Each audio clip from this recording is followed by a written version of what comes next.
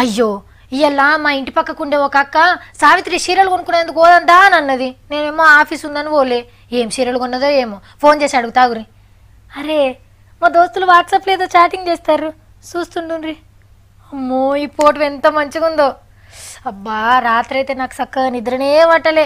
ఆ పానం అంతా దివాలా తీసినట్టుంది. ఆఫీస్లో కూర్చుంటే కూర్పాట్లు వస్తున్నాయి. అవునా మరి గనిగాన పనులు విడిచిపెట్టుకొని ఆఫీస్కి ఎందుకు వచ్చినావు తల్లి, ఇంటికానే ఉండకపోయినావా అని అంటున్నారు కదా. ఆఫీస్కి వచ్చి నేను ఇట్లా మాట్లాడినందుకే మీకు అట్లా అనిపిస్తే మరి గసార్లు చూడు ఏం చేసిర్రో. ఇంకా ఇది ఆదిలాబాద్ జిల్లా పరిషత్ మీటింగు. వీళ్ళంతా మంత్రులు, ఎమ్మెల్యేలు, ఎమ్మెల్సీలు, కలెక్టర్, పెద్ద ఆఫీసర్లు, జెడ్పీటీసీలు చాలా మంది డుమ్మాలు కొట్టిరు కూడా. పెట్టుబడి చెక్కులకి వెళ్ళి షురువు చేస్తే పాస్బుక్ల దాకా 43 విషయాలు మాట్లాడేందుకు పెట్టిన మీటింగును మన గౌరవ సభ్యులు ఎంత ఇంట్రెస్టింగ్ ఇన్నారో చూడాలి కదా. ఫస్ట్ ఫోన్ల కమాయి చేస్తున్న వాళ్ళని చూద్దాం.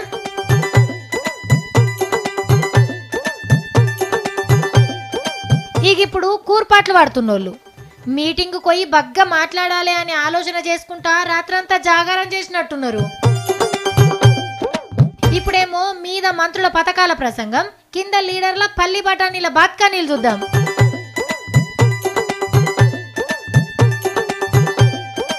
అంటే కోపంగాని బల్లె పిల్లల కంటే అద్మానం ఉంది పో. మీటింగ్ ఎందుకు పెట్టిర్రు, ఏం మాట్లాడినరు, మనం ఏం అడగాలి, మనకేం చెప్తుర్రు అని పట్టించుకుంటట్టు. సర్కార్ పెట్టిన మీటింగే గింత సక్కగిన్నారంటే ఈ వీళ్ళు పబ్లిక్ ఏం చెప్తారు.